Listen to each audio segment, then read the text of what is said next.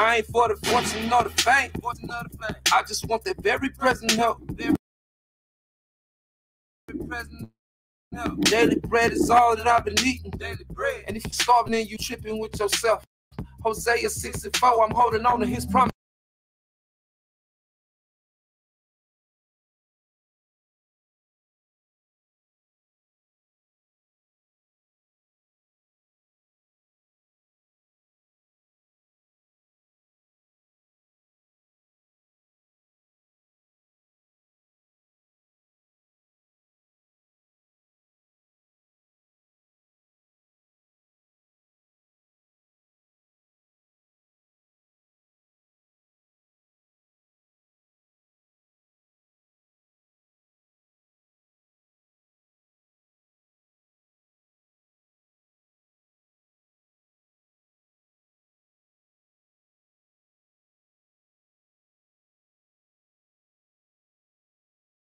Oh, you know what? Because I wasn't added to the stage. Now I see myself.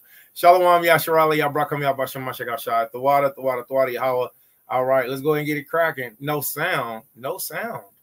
No, there's still no sound? Ay, Dios míos. Oh, no. Oh, no. Oh, sounds good? Okay, all praise. Since it sounds good, let me go ahead and give y'all this really good sound. All right, so I'm going to start with a screen share. All right, and Thwadi Howard, I had to go do some research. I had to go get a power nap. Y'all, please go ahead and share this out with the House of Redeemed Servants, Facebook, YouTube, all that good stuff. Go ahead and share this out, man. Y'all know this brother, my friend and yours. His name is Imnan. All right, Imnan. Very beautiful brother. All right. Very beautiful brother. I miss that. He's actually a part of my encouragement, my inspiration for letting my locks grow, man. If y'all haven't heard this brother, you haven't living up under the, some type of, world, maybe even listen to worldly music, or maybe it's just time for you to hear him. Give me a gift to play around with words, but Imam is, on another level. This brother is, if you like Israelite music, this brother is on another level. All right. So I'm gonna play his track, and while I play his track, I'm gonna go ahead. This track is called Set Apart. One of my favorites. You can find is right here. E37 Entertainment, Righteous Sounds Music. Salute to the General Maharka One West. Salute all the way through and through. All right. All right. E30 snapping in the building. E37. All right. Let me play this track real quick, man. Tell me what y'all think. All right. Make sure y'all share this out, because I'm going to be reading from the Torah portion. When we took, if you didn't see the first Torah portion reading that we did, go back and check it out. When you go back and check it out, what you're going to see is that the information that was brought forward, of course, we came from the Torah. We're always going to come from the Torah. And this time, what we're going to be doing, man, you can't make this stuff up, man. And my phone screen isn't working, man. We truly wrestle not against flesh and blood, but against, what's that, principalities, powers in high places. All right. So, hey, shalom, shalom. Hey, since he tracking in, this is part 2 of this week's Torah portion reading. I had to break it up because I had to get some rest. 2, I got Most High gave me a revelation in my sleep. And 3, I want to go get some more information. So we're going to read from Flavius Josephus when we're reading about the laws. All right, we're reading about our laws. So if you're watching this, y'all know how I do. I love visuals. I'm a visual student. I'm a visual learner. If you're seeing this Facebook, YouTube, etc., please, Baba Kushad, type the conference call number in, and then let the different communities know. All right, all praise to water. Hallelujah. I see that. Now let the different communities know. House of Redeemed Servants, we going live. Let me go ahead and play Imnam's track. I know y'all gonna like this. Check this out. I really want to get with this brother, do some music. Him and E37 Ministries. Check this out.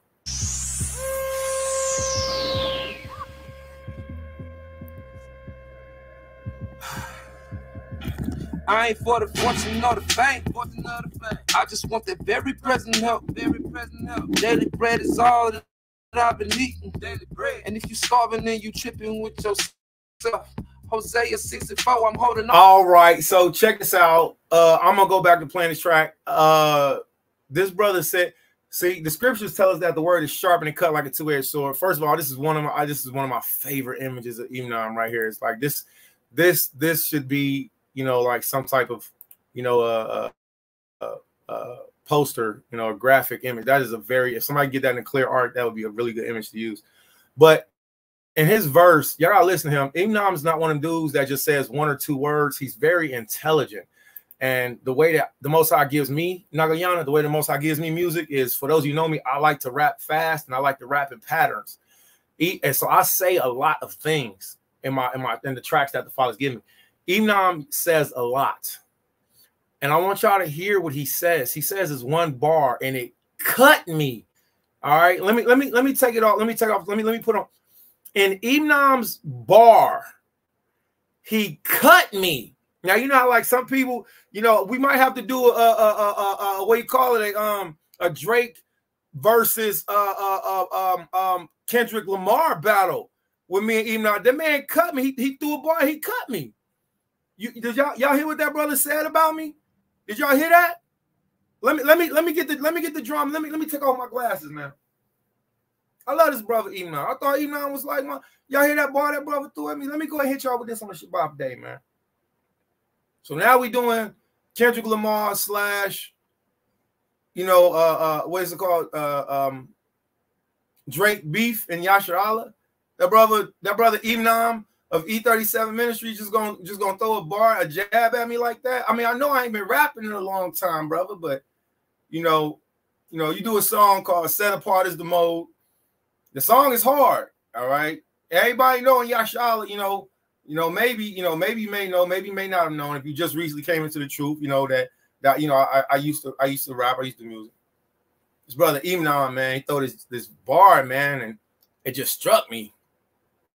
So we're gonna get back to the Torah portion, but let me play Imnam's song, man, and I'm gonna show y'all where this brother cut me this track at, man. So if y'all know Imnam, man, get him on here. All right, here we go. And if you, I'm gonna start back from the beginning. All right, so we're gonna let a few family members, friends get in here, and we're gonna get started with the Torah portion. But this song is for y'all. Check this out. Daily bread is all that I've been eating. Daily bread. And if you starving, then you tripping with yourself. What? He said daily. Well, hold on, wait. If you starving, then you tripping with yourself. Hold on, wait. Let me run it back. Bread is all that I've been eating. Daily bread. And if you starving, then you tripping with yourself. Hosea 64, I'm holding on to his promise. I'll see no commas, tiptoeing off the ledge. All right, so first, again, Imnam makes his own beats. He does all of his own bars. Him and of course, Elder Zaquan Maharka, salute 130 E37, One West, salute to you. They go to these locations and produce these beautiful videos. And I check this track out. All right, I'm gonna get at y'all get it Imnam, man. Y'all make sure he get at me, man. For him throwing this jab at me in this track, man, and cutting me, man. All right, so but y'all check out this track. It's beautiful, man. All right, Set Apart Is the Mode as we get ready for the Torah portion teaching. All right, yo, make sure y'all send this out too so others can hear the law.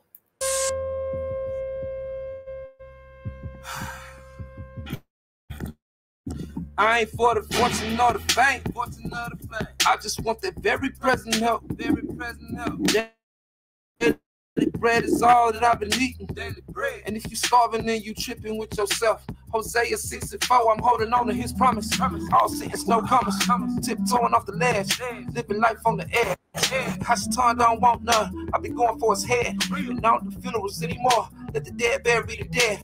Red letter convos, while I'm at the condo. Only true five kick it to you, like taekwondo.